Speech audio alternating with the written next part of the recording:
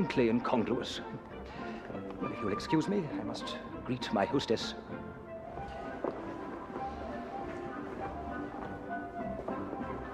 This will make things more difficult for you. Oh, it's bad enough having you on the opposite side of the house now. Well, thanks to you. You showed the way, I followed. No, you won through your own determination. Yes, but 10, 11 years without them letting me take my seat. We Jews have much to thank you for. You haven't met my special guest. The Prussian. Coming man, I hear. Word is that before long he may be chief minister in Berlin. You'll find him quite charming. His technique is to disarm by frankness.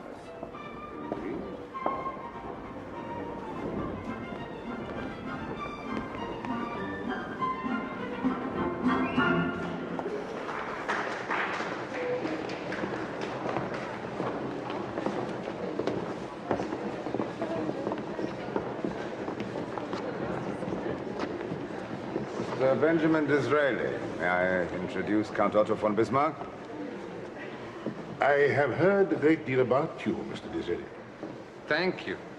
Though I notice your name is mentioned on the continent with more respect than it is here. Will you be staying long?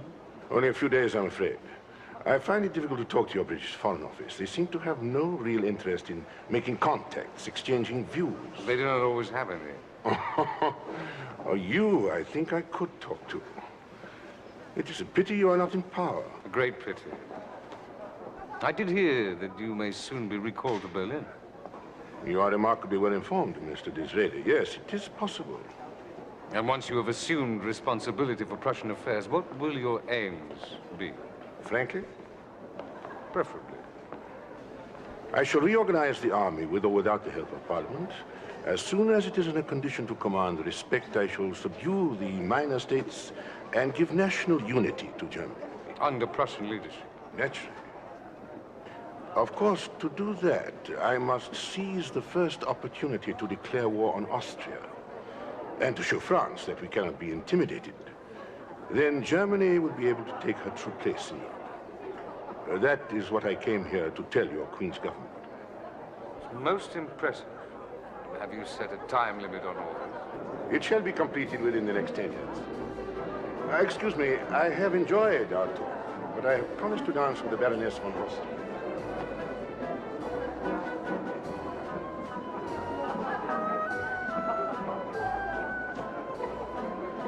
Thank you. I have had the 2 minutes allotted to those of little importance. You wonder the Foreign Office wouldn't listen to him? No, they should. Look out for that man. He means what he says.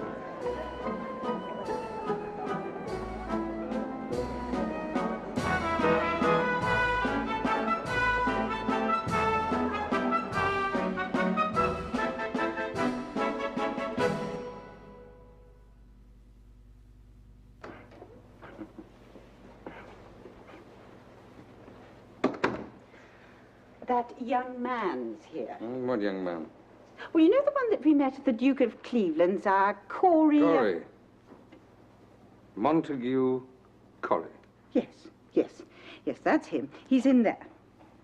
Well, I better have him in there. No, you rest your leg. I'll get him.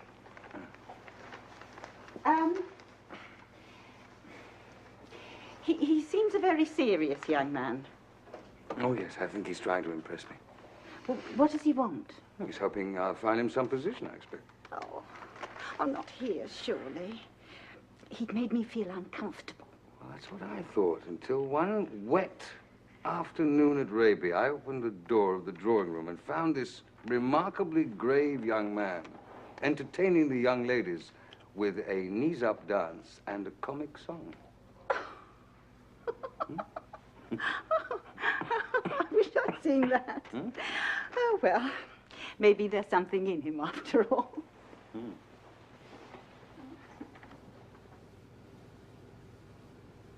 In there.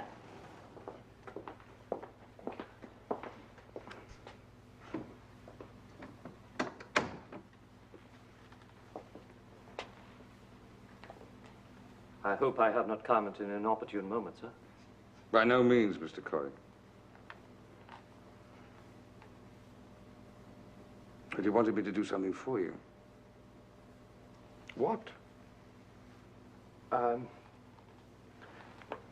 am most anxious to get a start in political life, sir. I ventured to hope that you might know someone to whom my services might be acceptable. What have you been doing? For the past 3 years, I have been in practice as a barrister. Hello. I thought you had all the gravity of a country judge, but you also do a very funny dance. Most regrettable. The ladies insisted. I realized at once, of course, that I had forfeited any hope of your good opinion. On the contrary, I had thought you devilishly dull up till then, but at that moment I said to myself, I think he must be my impresario. Sir? Oh, I have to make it more plain. I am looking for a new private secretary, and from all I've heard, you will do admirably. I'm overcome, sir. Now, you better sit down, then. I take it you accept. Why, yes. Good. Good. I need someone I can trust because I'm about to go to war. Since Lord Palmerston's death, Mr. Gladstone has assumed leadership of the Liberals. A very forceful man.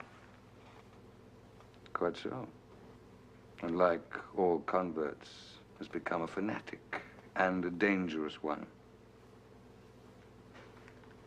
I think he's had his own way for far too long. Now, what can Dizzy do? We must trust him. Well, this new bill of Gladstone's gives us no opportunity to fight. Good evening, gentlemen. Oh.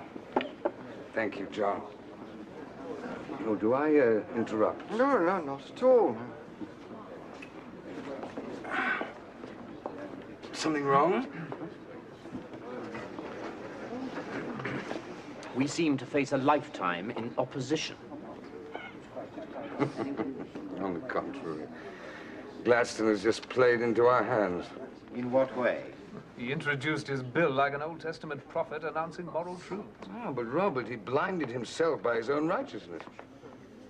He sees the vote not as a right, but as a privilege to be earned. Now, this infuriates the radicals, while most of his own party would prefer merely to talk of reform, as they have done for the past 50 years. That's true. So, you have to stimulate both sides and keep proposing amendments. We shall see.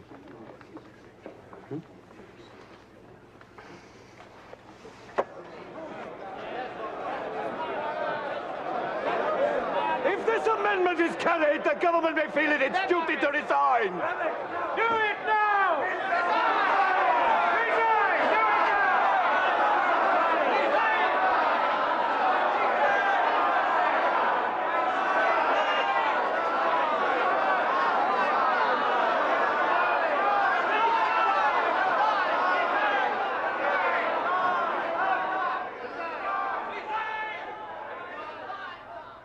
I cannot tell you how delighted I am to have you once again as my Chancellor, Mr. Disraeli.